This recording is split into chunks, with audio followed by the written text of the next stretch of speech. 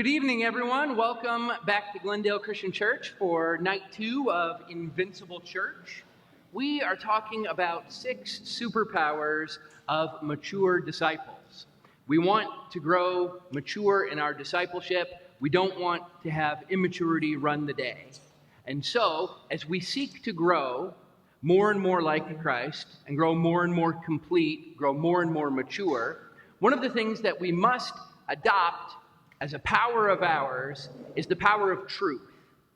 I'm a big fan of truth, not just because Jesus says he is the truth, not just because Superman says he fights for truth, justice, and the American way, but because truth is one of my very favorite things to teach.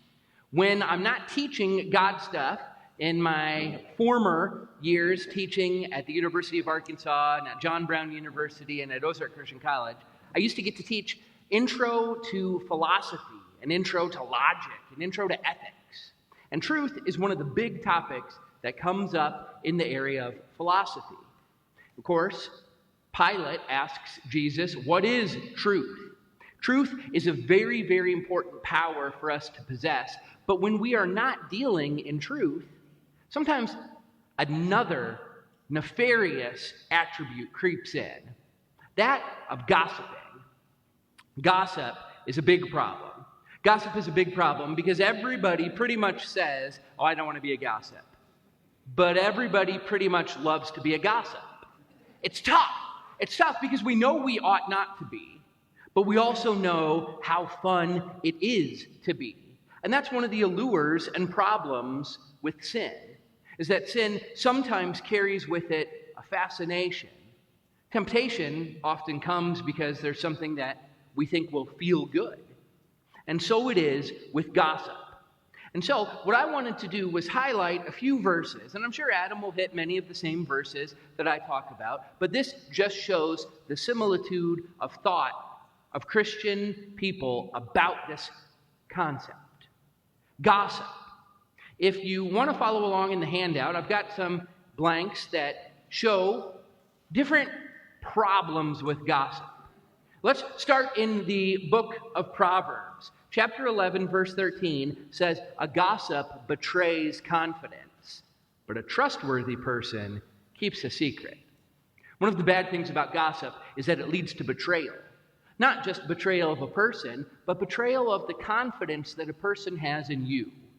When somebody entrusts you with information, that information oftentimes is expected to be kept tight. Elaine might call it the vault, or other people might have different ideas for how you keep something trustworthy and secretive. But gossip betrays that confidence. Well, Proverbs 16:28 says that a perverse person stirs up conflict, and a gossip separates close friends. So gossip has a problem. It serves as a separator. We don't always intend for gossip to separate things, and yet the result of gossip often is separation. And you can separate close friends by gossiping. And so it is that when you want to stir up conflict, there's a perversion to that. That's perverse. That should never be the goal of a Christian man or woman. But when we gossip, we often have the result of separating close friends. So these are certainly problems. And yet, Proverbs 18:8 indicates the nature of gossip and how we're fascinated with it. The words of a gossip are like tasty or choice morsels. They go down to the inmost parts.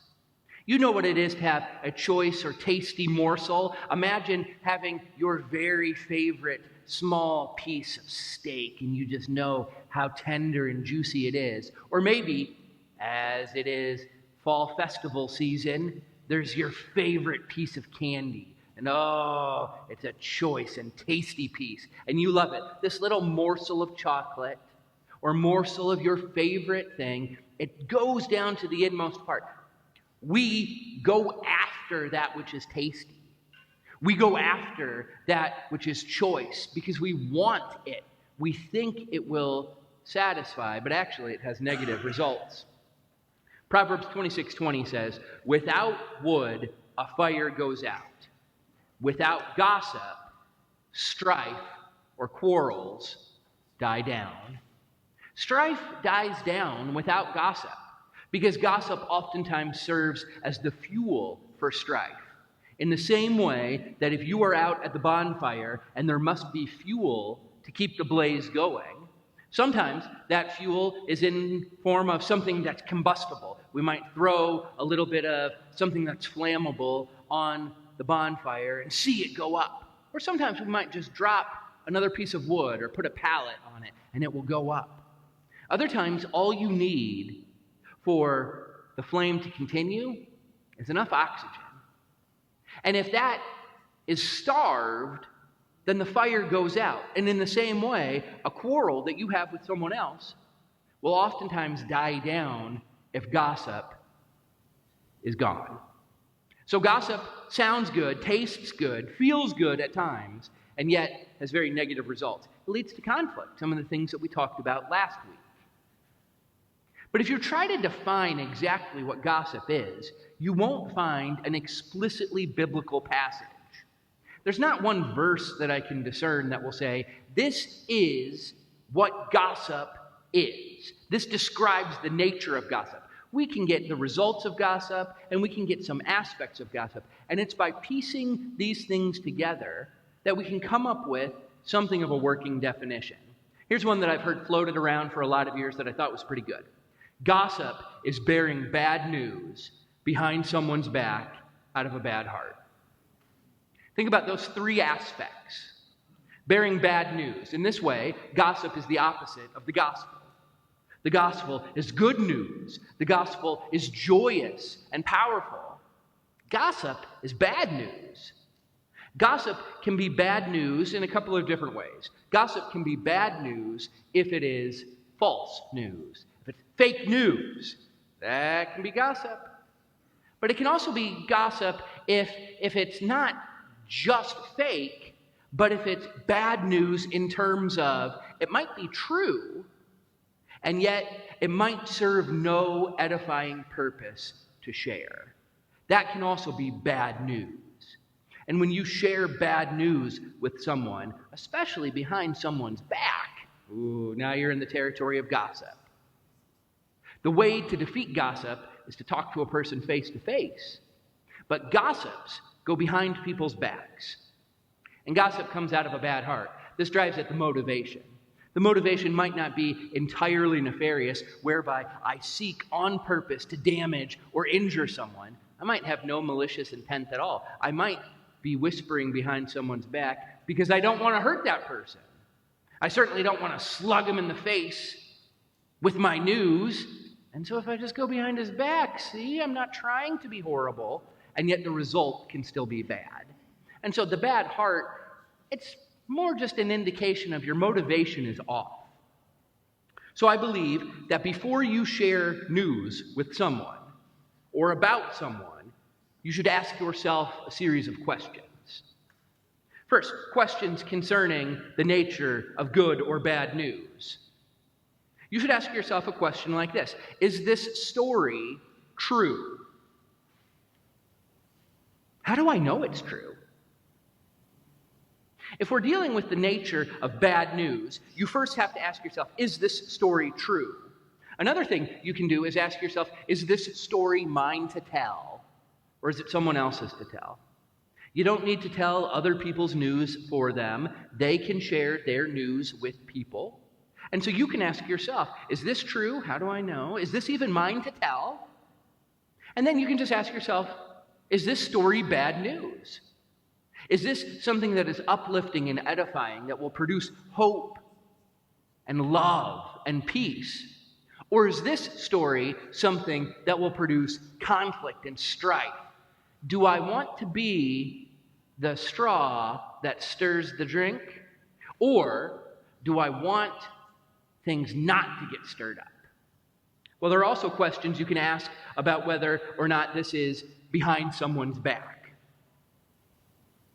You could ask yourself a question like this: would I share this story if the person I'm sharing about was right here? If the answer to that is no, then you're sharing behind a person's back.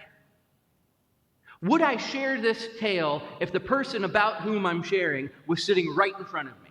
If the answer is no, then it's behind their back. Why wouldn't you want to share it if they were right here? Because it's not true? Because it's mean? Because it's mean-spirited? Why wouldn't you be comfortable sharing it right in front of them? Another question that you might ask is, am I hiding this conversation from someone? Am I talking to somebody, but am I hiding this conversation from someone else? Am I only willing to talk about it in a way that hides it from others? Or how about this one? Am I ashamed of it? Am I ashamed to share this news? If I'm ashamed to share it, why am I ashamed to share it? Is it because I know it's slanderous? Is it because I know that it's no good? Or how about this one? Would I be okay if someone shared a story exactly like this about me?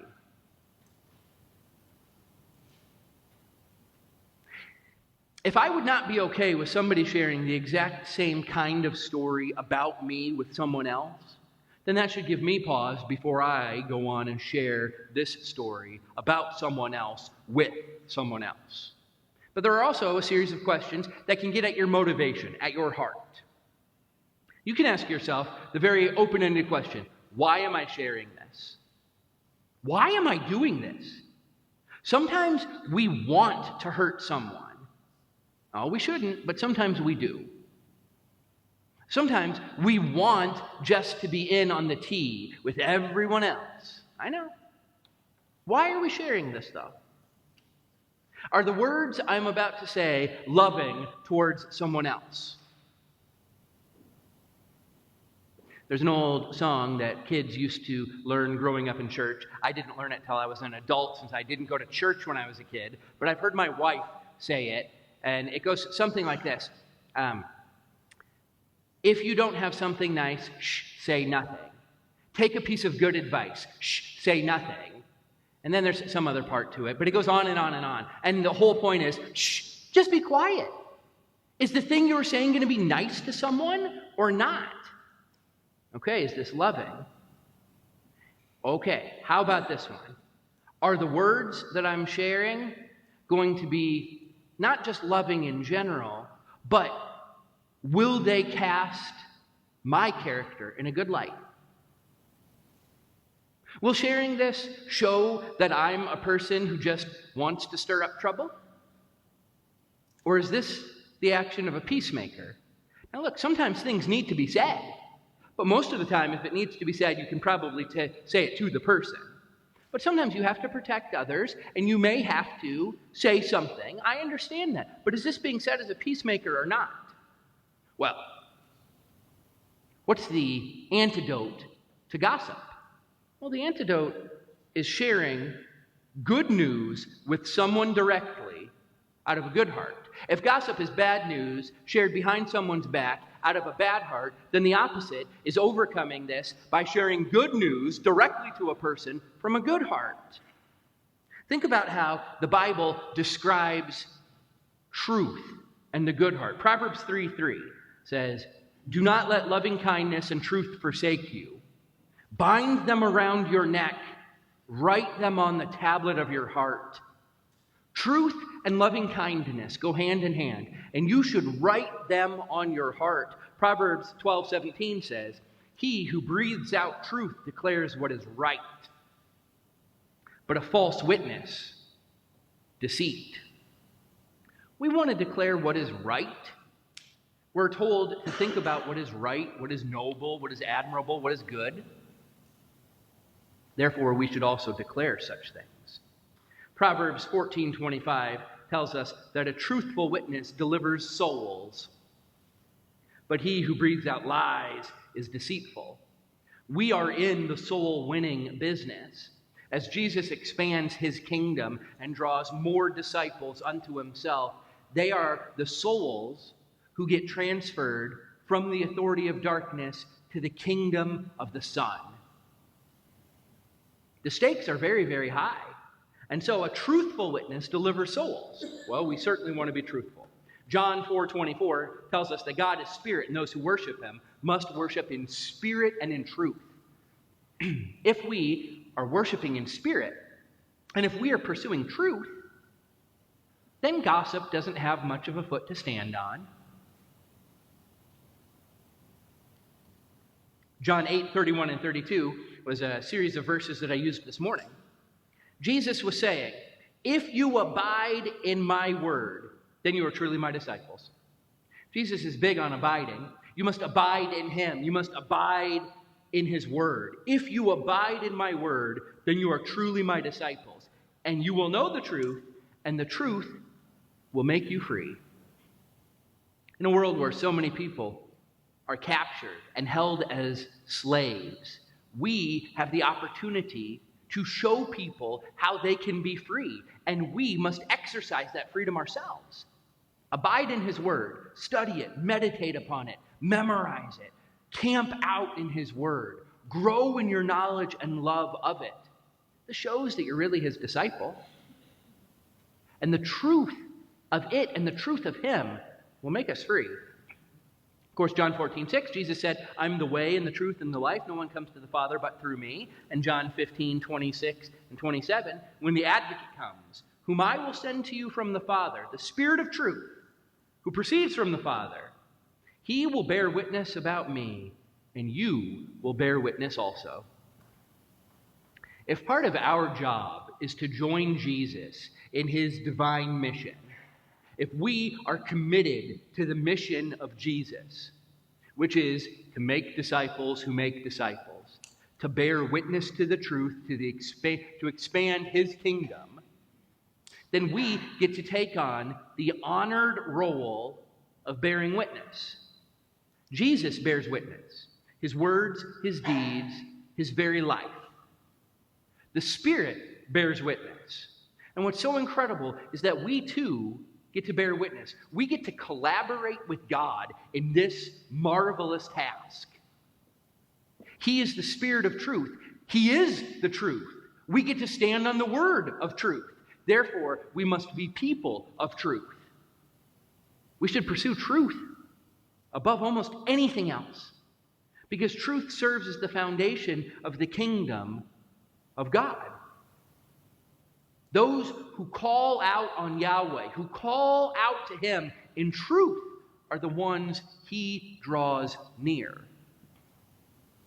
So, if this is the advantage of truth-telling, and if this is the advantage of loving kindness and abiding in him and abiding in his word, which means we will produce fruit like love and joy, peace, patience, kindness, goodness, faithfulness, gentleness, and self-control, well, then we're not going to be sharing things out of a nefarious or bad heart. We won't have the negative motivation purposefully to hurt people. We won't have the heart or the fruit which is rotten, which wants just to stir up a strife or a quarrel, but instead, we will want to be dealers of directness.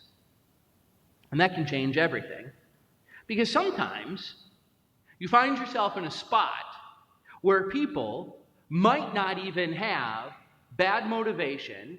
They might not even have behind the back talking. They might just not disagree on what is true. Now, this actually happened this evening, just a moment ago. I was talking with one of our dear sisters, and she was filling me in about one of her friends who was watching the online live stream of our Sunday morning service a few weeks ago during Missions Weekend. And this friend said, "Oh, I saw Andrew preaching." Well, no, he didn't preach that Sunday. And it's true, I didn't preach live that Sunday, but I did preach earlier in the week. I preached on Thursday. Mike recorded it, and then when it came time for the sermon, rather than airing the information about one of our beloved missionaries online, we shifted over so that everybody saw communion, and everybody saw the worship, and everybody saw the whole service. But when it was service time, we didn't see our missionary preach. Those online saw me preach. And so, both were convinced of the truthfulness of their position. And sure enough, both had truthful positions. Now, there was no malicious intent. There was no problem. There was no conflict. There was no quarrel because they were talking directly to one another and they had a good heart, but yet they both had reason to believe that their statement was true. Andrew was preaching on Sunday. Andrew was not preaching on Sunday.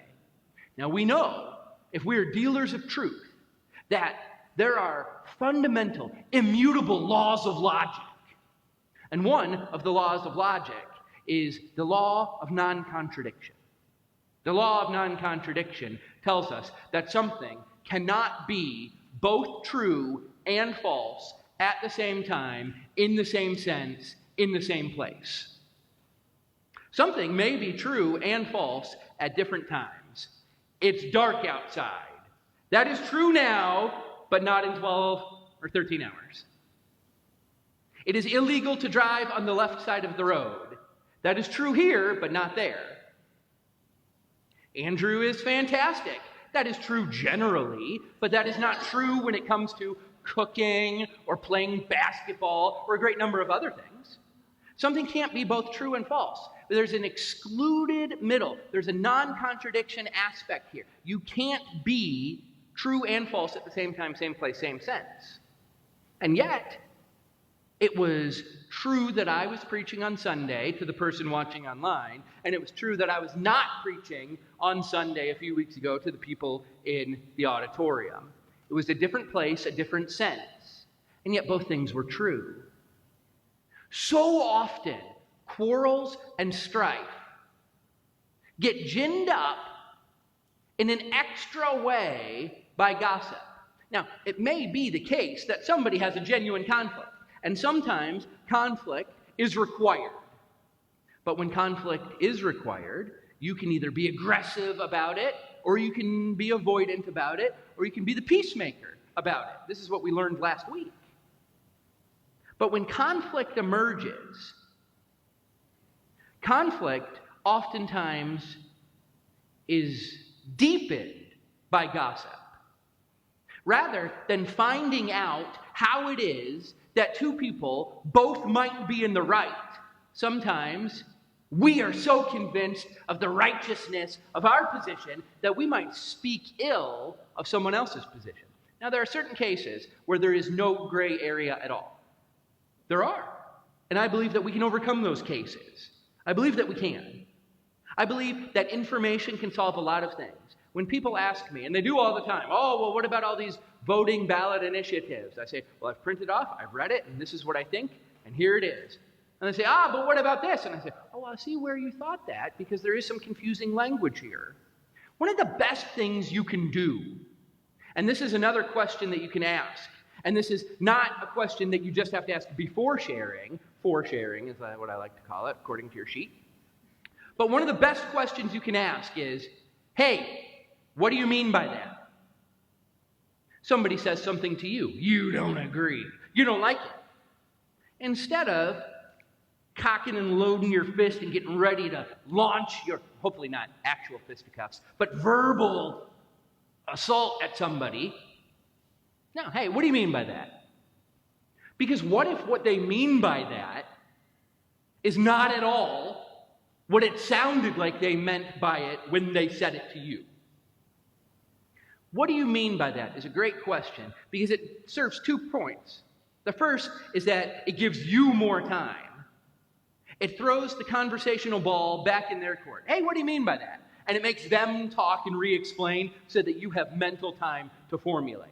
But the second and far more important thing is that it gives them an opportunity better to explain. Oh, I've needed this one a lot of times. When people have asked, what do you mean by that? I automatically think, I don't think they heard it the way I intended it to be heard, so I must now quickly think on the fly of a way to explain it better. That's great when you have another opportunity, because what if the thing you said was just misspoken? Or what if the thing you said involved a word or a term that the one person always had a negative connotation to, and you are now employing it, but not in a negative way? If you seek to find understanding, just as we learned last night, if you seek first to understood and to be seek first to understand and to be understood, you can avoid a lot of problems. But sometimes, if you don't understand or you don't feel that you are understood, one of our quick moves is to go to gossip. And my advice is rather than make the quick shift to gossip, instead, take the deliberate approach to find more truth. Hey, what do you mean by that? And then, if they explain it to you and it's just as horrible, it's just as inflammatory, you want to say, well, why'd you come up with that? Well, how'd you figure that one out?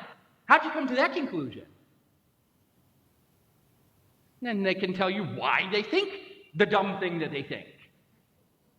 And at least now you start to understand, and now you have a way, because oftentimes you don't want to fight about the actual issue. Oftentimes the only way to change a man's heart is not just to beat them on the issue, but to get to the root of the issue. Because oftentimes the thing about which we disagree is fruit. And so if you can get to the root, now you can say, oh, I see that there's actually a great amount of trauma and difficulty emotionally that has come to you because of church stuff. And since I'm talking about God stuff, you don't like the things I'm saying. It's not as much the things I'm saying, it's the fact I'm saying things about God stuff. Your problem is further upstream. Now, you also have this problem, but if I just fix this, I haven't fixed the actual root of the problem. And now I just have to have the same fight about a different topic tomorrow. And so, first you ask, well, hey, what do you mean by that? And second, you might ask, well, how'd you come to that conclusion? And then third, you might ask, well, have you ever considered this alternative? Now, Greg Koukl is great at asking these questions. He's got a fantastic little book called Tactics. It's been out for a long time. It's really great. When I was going through a master's degree program in Christian apologetics with Greg, it was so cool because he was already on the radio as a well-known apologist, Christian apologist. And he just happened to be sitting next to me in class one day. I didn't know who he was because he was on the radio. This was back before Facebook, before Google. This was like 20 years ago. Imagine 2004. I'm in California hanging out with Greg Koukl, and I don't even know it. And so we get to know each other in one of our programs, and he's like, hey, I'm Greg. And I'm like, oh, hey, Greg, I'm Andrew. And then it came out that he was Greg Koukl, and I was like, radio Greg Koukl? He's like, yeah. It's like, why are you here? You could be teaching these classes. He's like, yeah, I know. These are actually all my friends. And it's like, yeah, I go to lunch with J.P. Moreland every Tuesday. And I'm like, what? Like the guys that I look up to, he's personal friends with them. I was like, why are you doing this? And he said, well, sometimes you just need letters after your name so snooty people will take you seriously. I was like, I already do the job, but now I get letters behind my name, and now people will take me more seriously. I was like, wow, this guy's going to get a whole degree just so that he can do what he's doing to a better degree. Smart guy, Greg Koukl, Stand to Reason, and his book Tactics. Those last three questions, what do you mean by that? How'd you come to that conclusion? And have you ever considered this alternative? Are lifted just directly from his stuff. My definition of gossip, lifted just directly from smart other people. Most of what we do is not invented by us. We just hear the best stuff that is shared, and then we go share it with others.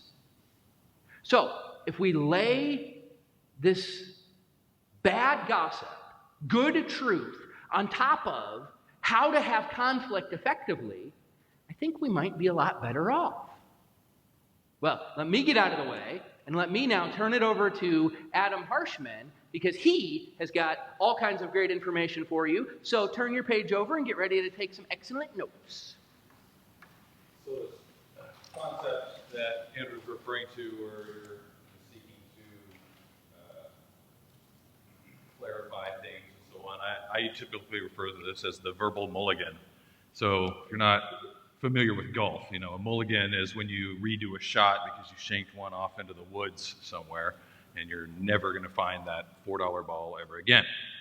And so a verbal mulligan is the combatant against one of my pet peeves, which is this idea that when people are in an argument and somebody says something and then they try to take it back and rephrase it. They're like, no, no, no, no, you already said the one thing, so you can't possibly have meant another thing, so I'm just going to keep assuming that the thing you said the first time is the thing you really meant, instead of allowing you an opportunity to actually clarify what you're doing or what you're saying. And so being able to stop for a moment and actually ask for that clarification, like, hey, help me understand where you're coming from, is giving them that opportunity rather than only stirring up more strife by disallowing any additional comment that they might make about the thing that you may be in conflict about. One of the concepts that will probably be mentioned again, I think I briefly mentioned it last time, was this idea that we all have our own lens through which we see the world. And this may be news to you, but yours isn't perfect. The way that you see the world isn't correct 100% of the time. Probably way less than 100% of the time. But when we're in conflict with people, when we're dealing with mistruths and things like that, our brain defaults to believing ourselves. Because if our brain didn't believe itself, it would be in conflict with itself, and it's too lazy to deal with that. It doesn't like dealing with internal conflict. So it just assumes that any conflict that might be happening is out here. It must be with these people, right? And so when we can stop and start from the position that there's a pretty good chance I'm wrong, and then go from there, then you're going to be in a much better position to be able to ascertain what real truth is. It opens us up not only to being educated by the people around us, but through Scripture. I mean, how often do we read Scripture and then interpret it in a particular way that suits us better than it suits God? And as we go through these verses tonight, some of them are going to be kind of toe-steppy, right? They could be things that, if you really take them seriously, can penetrate to your heart and convict you of something that you may have been doing for decades and not really realizing what you've been doing. And that's great. That's the purpose of nights like tonight, is to be able to see inside ourselves and look for those things that will help us to draw closer to God. For those of you who were here last week with the tissue paper example, right? This idea that the closer that I can get to God, the more invincible I become. Not because I become stronger, but because the person who I'm grafted into, the Holy Spirit, is stronger, and I'm closer to Him. So I'm going to go through a few of the thoughts that I have on this topic, and hopefully, again, dive a little bit deeper, and then also come do some practical kind of application pieces to add on to what Andrew had to say. The first couple of scriptures that I'd like to read. The first one is also from Proverbs, and it's 21:23. It says, "The one who guards his mouth and tongue keeps himself out of trouble." Right? We should be trying to keep ourselves out of trouble, particularly the kind of trouble this references, which is sin trouble. Right? We should be all about staying out of that kind of trouble. So guarding our mouth and tongue is what helps us to do that. The second, from Matthew 12:36 and 37. "I tell you that on the day of judgment," by the way, these are the words of Jesus, who will be there. "I tell you on the day of judgment, people will have to account for every careless word they speak. For by your words you will be acquitted, and by your words you will be condemned." Every careless word that we speak, we will be held accountable for in the time of judgment. Think about how many words you speak in a day, right? For women, it's like 2 million. I don't know, something, that's a lot. For men, it's like at least 50. But every single one of those words we're going to be held accountable for at the time of judgment. And so this is an incredibly important topic, because I don't think there's anything that we choose more in life than the words that come out of our mouths. I don't do anything more than talk, right? And so we need to be on top of our tongue. So Andrew gave his definition of gossip, bearing bad news behind someone's back out of a bad heart. I like to think about this as also being like 3 different criteria that align with those pretty well. First of all, gossip occurs when the other person is not present. If you're saying it to their face, it's something else. We'll talk a little bit about that in a minute, particularly if it's still mean, right? But that's one way you can know whether or not the thing that you're doing is gossiping or if it's something else. Is the person you're talking about there? If not, you've already got one check mark. The problem that this presents is that there's no opportunity for that person to offer clarification or defend themselves, and it represents an avoidance of the truth when you're engaging in gossip. You're avoiding getting the actual information from the actual person that it actually involves when you're going to someone else and talking about it. So not only is it, often not true, it is anti-truth. It is the opposite of seeking truth. Second, gossip is negative. You can talk good about people all you want behind their back. Behind their back, in front of their face, whatever you like to do. If you want to say nice things to people, go for it. All right? Kill each other with kindness, so to speak, right? I don't think that we would have a special series on you guys are being too nice to each other. Right? I know. Well, I suppose if we got into the idea of like flattery, right, where it's actually false truths that we're saying about people to their face or behind their backs just to gain some other advantage. But just the genuine niceness that we can display to one another, there is no law against this. And the third one, which I think surprises some people, is that gossip is not intentionally false. The person who is speaking it believes it to be true. That doesn't mean that it is true. It just means that they believe it's true, right? Now, and that could be a bad thing. They can know that it's negative, right? Heard so-and-so did such and such a thing, and that wasn't really good. It would be gossipy. But they think that the thing is true. And a lot of times I'll hear that from people. It's like, well, it's not gossip if it's true. Yes, it is. It is the definition of gossip. It's what you believe to be true, but that is bad about somebody you're not talking to right now. And so we get that through assumptions, lack of information. We could do the telephone game example if we wanted to. We could start a little message and let it travel around the room and see what kind of hilariousness the children come up with over here. But we don't need to do that because everybody knows what I'm talking about. Like, we come to different conclusions that are not true, that we think are true, because somebody might have told us that it was true, and whether we heard it correctly or incorrectly is irrelevant, because now we believe it's true, and we can pass it on to other people. This is still gossip. Now, there are also times when people are just deliberately mean, right? They're deliberately defaming somebody else. That's actually a different word. That's slander.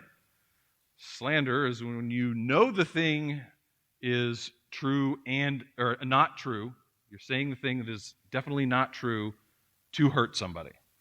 All right? This is also not good. There's scripture about this as well in Proverbs 19:5. It says, "A false witness will not go unpunished, and one who utters lies will not escape." It's literally one of the 10 Commandments, not to bear false witness against your neighbor. And that idea of slander is exactly in line with this idea of bearing false witness. It's knowingly saying something bad about somebody else.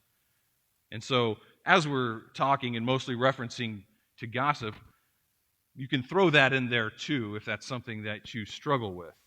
But I think the thing that we tend to see more in a church setting is gossip.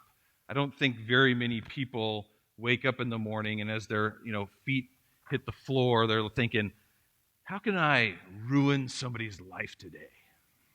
Especially at church, right? Like, I can really get under somebody's skin if I just say this thing about them, right? I believe better about all of you than that. I don't think that's typically the problem that we're dealing with. But gossip weasels its way into our conversations in church all the time. every day, probably today. In Colossians 3, 8 through 10, but now you must also put away all of the following: anger, wrath, malice, slander, and filthy language from your mouth. Do not lie to one another, since you have put off the old self with its practices and have put on the new self. You are being renewed in knowledge according to the image of your Creator. So that's Paul talking to the church in Colossae. So it's not like it was assumed that, once these people became Christians, well, you're just not going to have these problems anymore. That's most of the letters that he's writing is about, you guys are still having a bunch of problems, I see. Stop it, right? And this is our version of doing that here. So let's talk about different kinds of gossip. Now, I can't begin to come up with an exhaustive list of all the different ways that people can gossip, but I came up with a few that I think are relatively common. The first one I call the loose lips gossip. Back in World War II times, there was posters that they would put out, loose lips sink ships. This idea that, like, if you don't keep your mouth shut, then something real bad's going to happen to our, sailors in the seas or our armies in the European theater or whatever. This idea, like, keep your mouth shut, like the song I was not familiar with says, because I grew up Methodist. We have different songs, I think. But the loose lips gossip is probably the most familiar to us, the most common type that we would think about when we are talking about gossiping. A couple of scriptures to that end. Proverbs 20:19, the one who reveals secrets is a constant gossip. Avoid somebody with a big mouth. I like that particular interpretation. Avoid somebody with a big mouth. Proverbs 10:19, where there are many words, sin is unavoidable, but the one who controls his lips is wise. So the key to identifying this kind of gossip is how the conversation is approached and to begin with. So this idea of, like, have you heard da-da-da-da-da-da-da-da? If you start a sentence with have you heard to somebody that is not the subject of the thing you're getting ready to say, there's a really good chance you're getting ready to gossip. It's a really good, mental flag to put up in your mind that, okay, if I ever hear those words exiting my mouth, I need to shut the mouth, think first, figure out if this is really something I ought to be talking about, right? And these are the people who we know they can't be trusted with a secret, whose main topics of conversation are other people's business, getting into the lives of others. But like we referenced with that tasty morsel scripture, these can be very difficult to resist. Even when, as the listener, we identify that that's what's going on, we kind of want to know. We want to know what the story is. What were you getting ready to say? No, go on, please. Right? And that brings me to the second kind of gossip. This is the silent gossip. The silent gossip is the one who's ready to hear. They're ready to take it in. They're an open vessel in which to pour the gossip that others may have to offer. They're collectors of information. They don't even have to speak or participate in the gossip to be a collaborator in that gossip. There's a verse about this in Proverbs 17. Verse 4. A wicked person listens to malicious talk. A liar pays attention to a destructive tongue. I think that's interesting. A liar pays attention to a destructive tongue. You're not even the one speaking, but yet you're still called a liar because you're taking in those malicious words from other people. Right? And sometimes we excuse ourselves from this as a problem. Well, I didn't pass it along. Right? I didn't say anything. But we listened to the story. We didn't do anything about it. We'll get to that in a minute. The third type is what I call the fanning the flames gossip. And this goes back to one of the scriptures that Andrew referenced also, and I'm going to expand on it a little bit.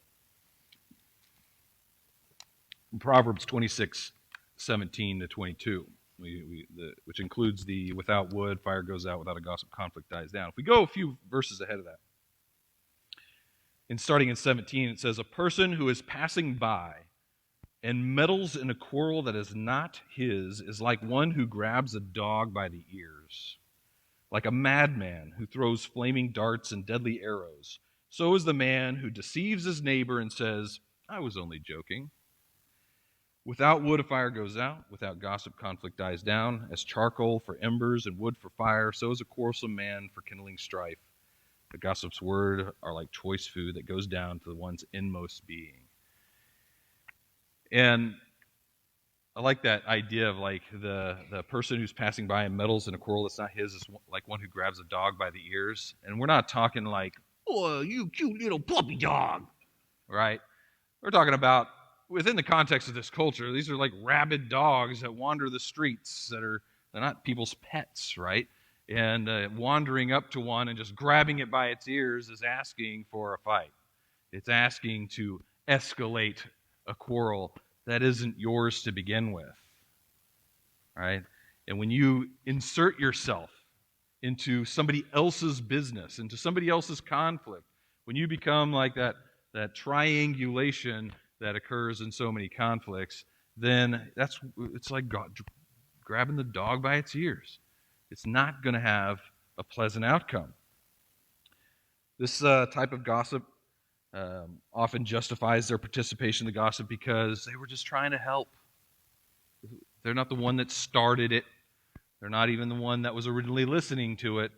But by inserting themselves into the situation, they made it part of their problem. They inserted themselves into a sinful position. They might feel like they were genuinely passing along information rather than engaging in sinful gossip, but this is the type that fuels those conflicts more than any of the other types. With other types where, they may remain isolated to the person that you're talking to, when you start making it a group activity, it's probably going to escalate even more. The fourth kind, which might be the, most inflammatory, is the prayer request gossip. Right? Oh, we need to pray for so-and-so because I heard they're back on the bottle again or whatever. Or so-and-so's kids are doing this or that or the other, and, we really ought to keep them in our prayers. If they didn't tell you to tell other people that, that's gossip. Plain and simple. We might think that we're doing a good thing, right? Aren't we supposed to intercede for other people in our prayers?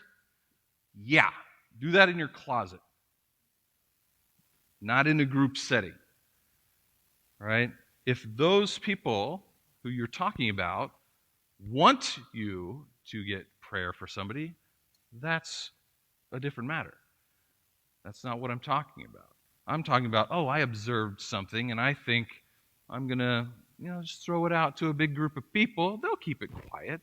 What's said at small group stays at small group, right? No, probably not, right? And then it gets back to that person and they wonder, how did anybody know about this? Why did 40 people call me and say I'm praying for you? Right? It's nice to be prayed for. It's not so nice to be gossiped about at prayer time. Right?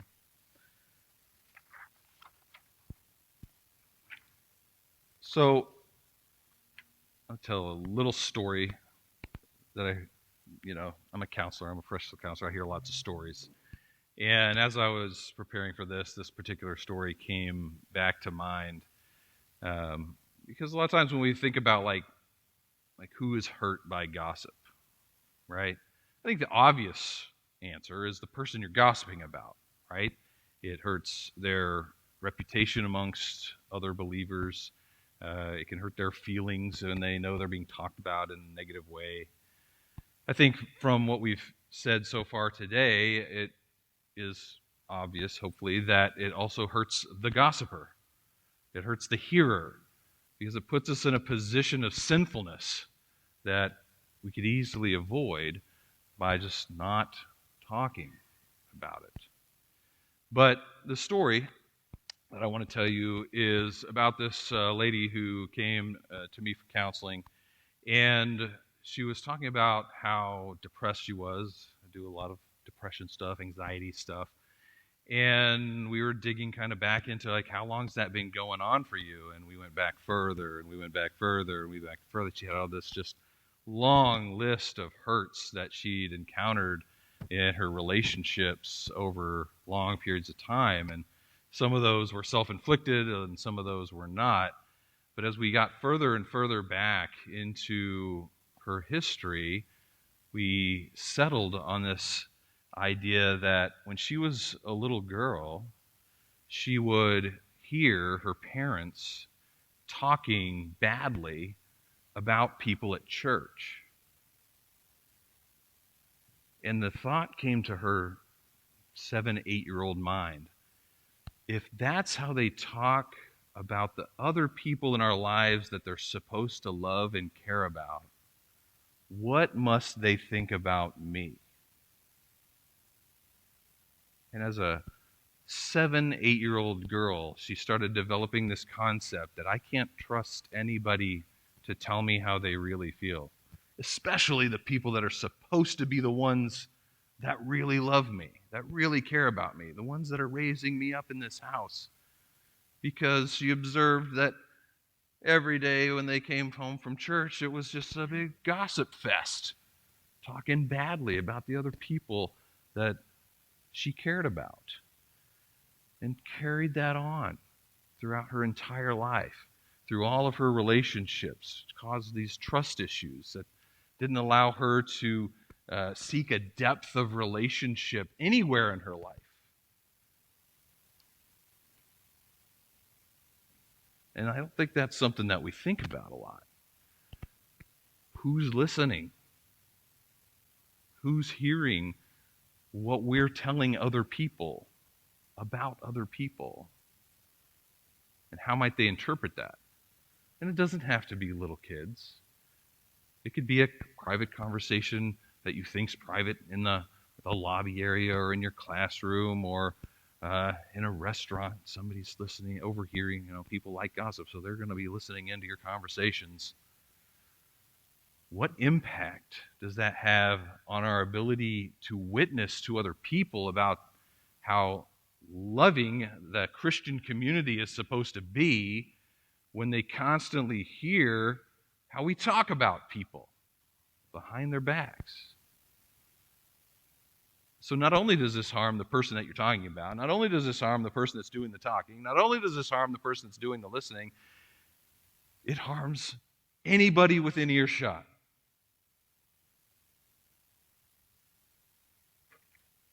So how do we overcome this? How do we combat gossip in the church, in our family right here? Ephesians 4:29. Do not let unwholesome talk come from your mouths, but only what is helpful for building others up according to their needs, that it may benefit those who listen. That should be the guideline for all the words. All the words. When we're held in judgment for every word that comes out of our mouths, from this moment forward, we want most of them, as many as possible, to fall into this category.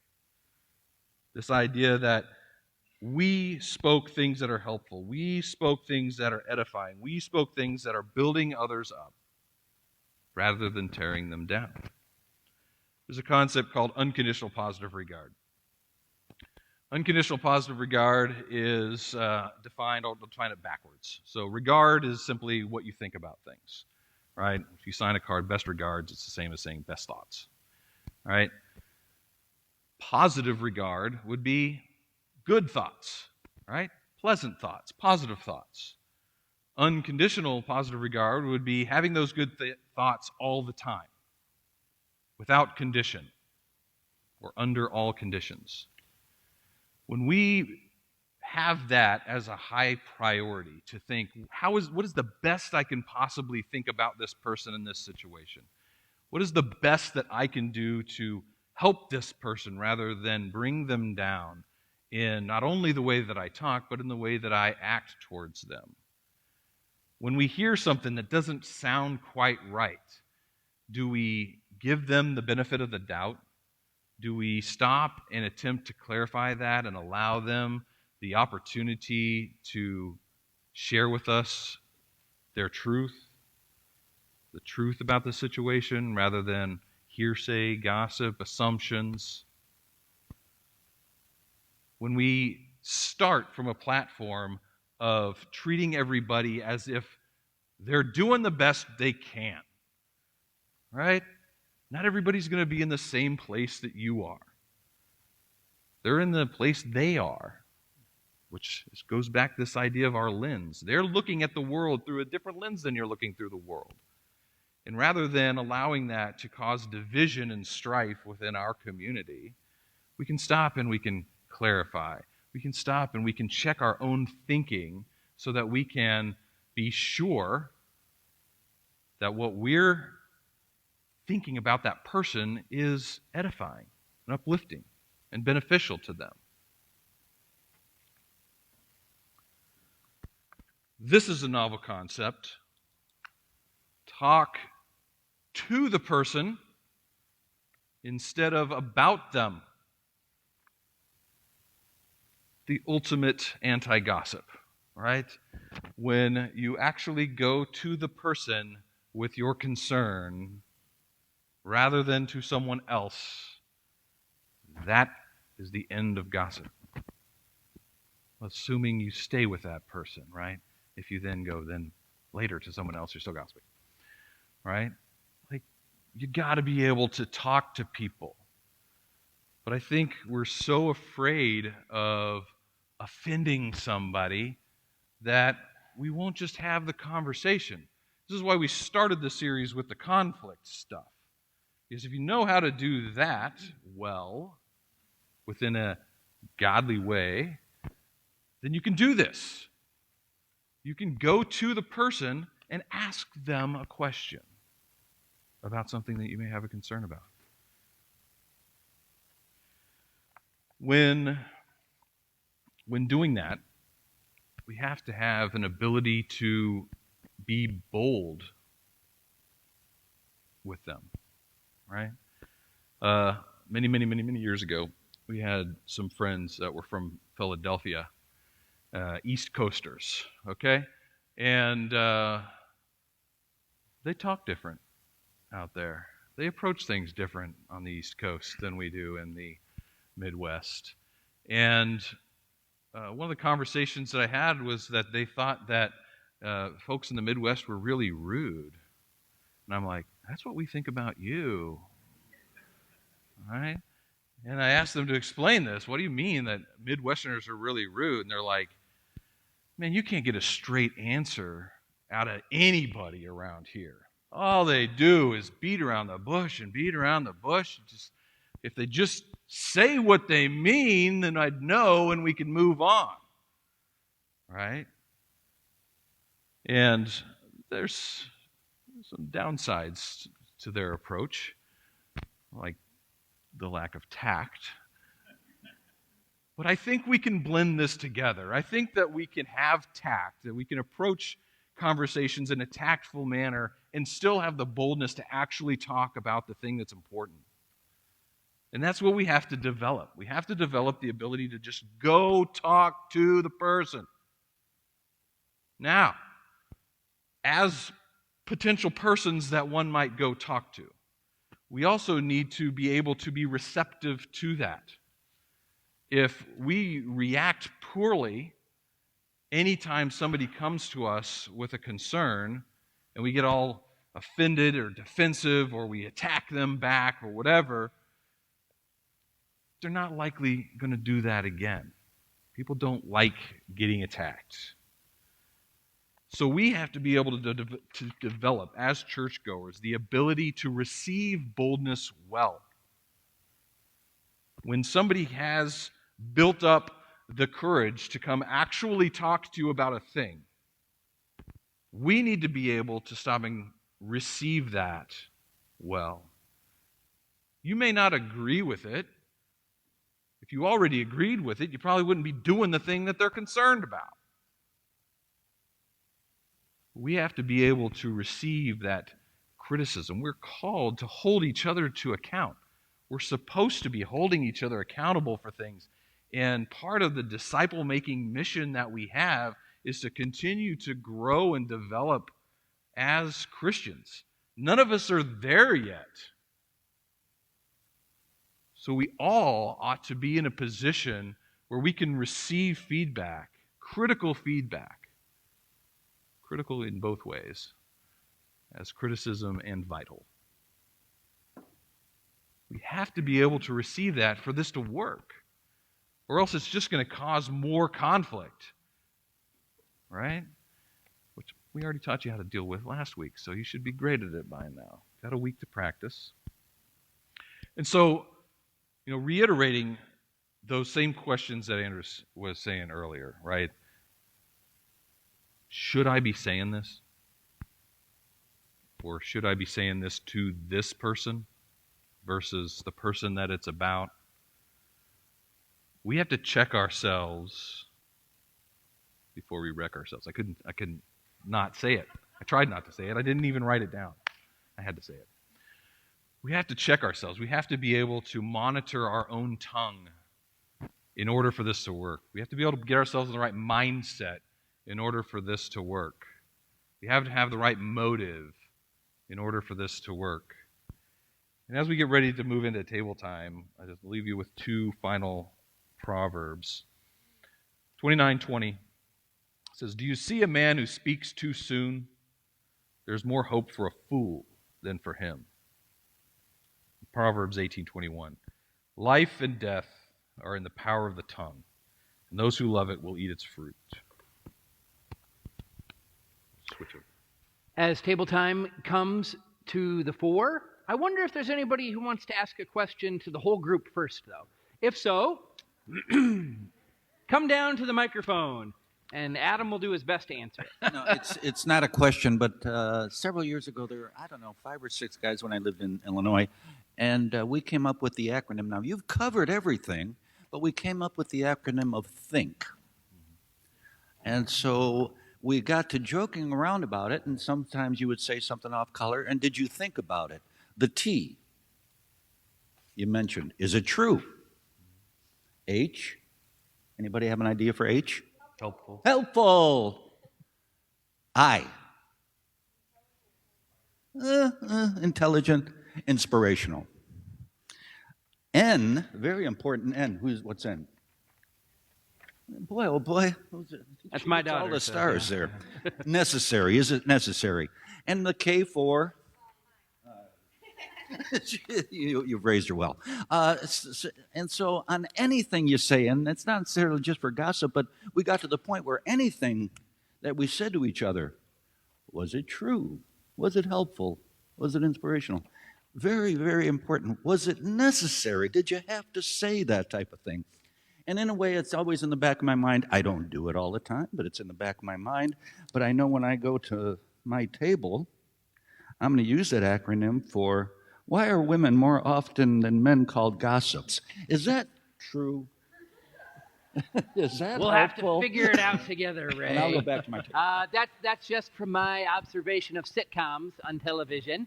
That's just sometimes the case, but no. I want you guys to get to talk about it. Have we got any other questions or comments Andrew. to give? Andrew.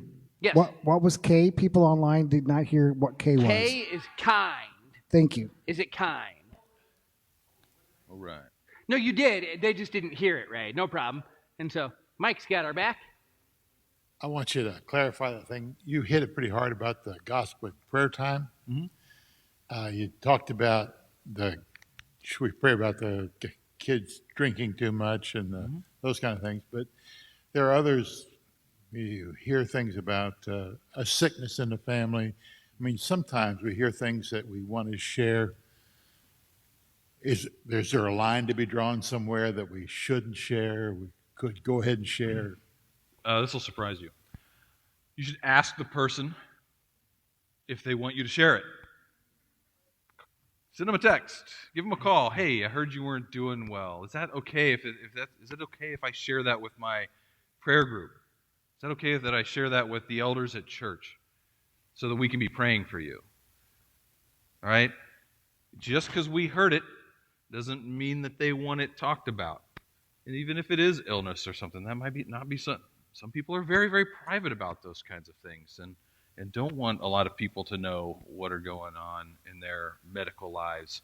And so before you get to Bible study that night, give them a call.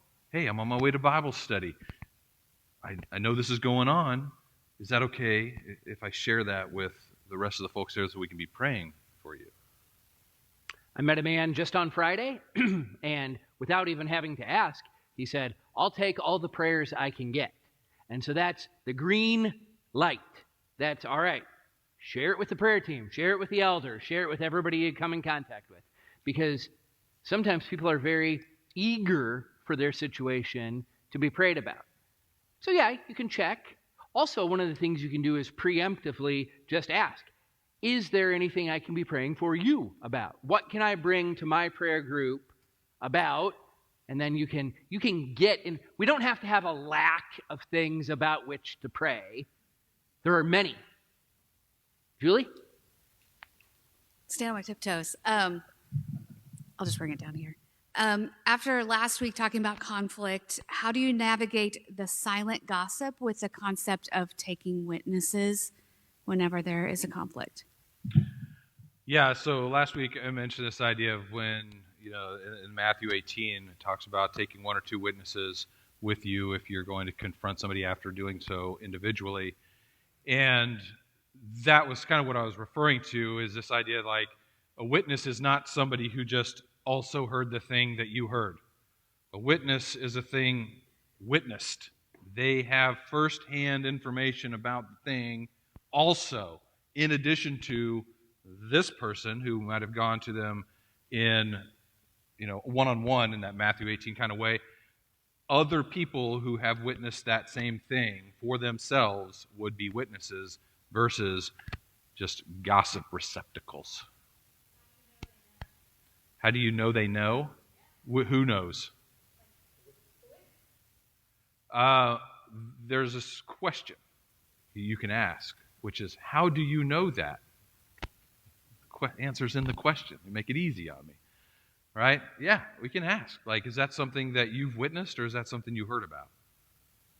Again, that goes back to the boldness of being able to just ask that question. Right? Sometimes we're afraid to, I don't want to sound like I'm questioning them. Yeah, you do. And we live in a society where we have anonymous sourcing in news a lot, and sometimes we say, news agency says, we're not going to run with this story until we get, a second confirmation. I was like, you could just be making stuff up. You can just be talking with somebody who or one guy tells another guy, and then both of you tell. Always checking into things is pretty important. By the way, that's exactly what they did to Jesus, right? They're like, we could drum up some witnesses to just say the things that we want them to say so that we can get him crucified, and that would rule. It's not cool. Josh? You talked about the listener is just as guilty as the person giving the gossip. Can you give some practical application about how to get yourself out of that conversation tactfully? Yes. It'll be real awkward, probably. Right? Because if you just are like, hey, this doesn't sound like something we ought to be talking about, right? You can say something like that. I don't think we should be talking about this with so-and-so without so-and-so here. Or maybe we can FaceTime them and see if they can join the conversation. You'll get a response real quick, all right? And whether or not that person thinks you ought to really be talking about it, let's just call them up, right? And yeah, it's not going to be comfortable, probably. It's going to be awkward, uncomfortable, weird, and that's fine. You're going to have to come up to the mic so that it gets onto the live stream. Sure.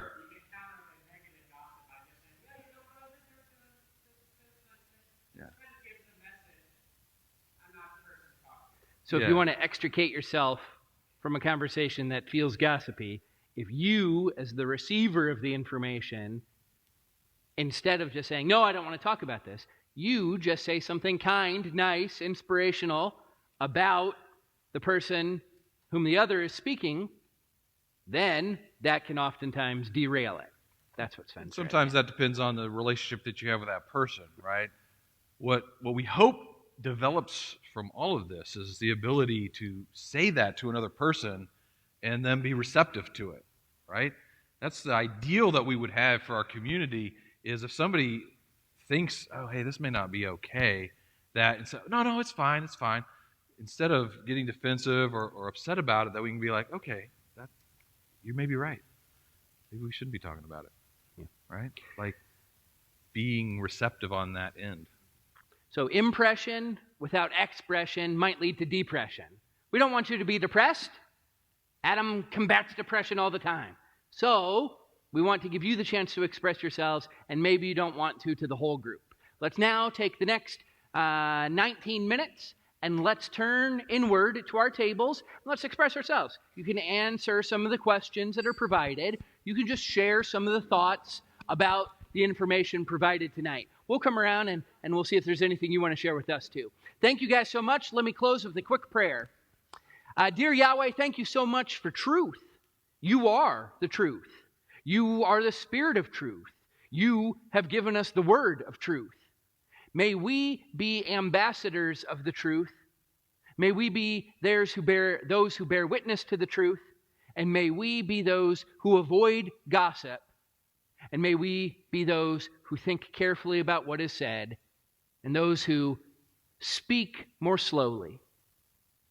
Yahweh, we love you, but please don't just take our word for it. See it in our actions. This we pray in your perfect name. Amen. Thank you guys. We really appreciate it.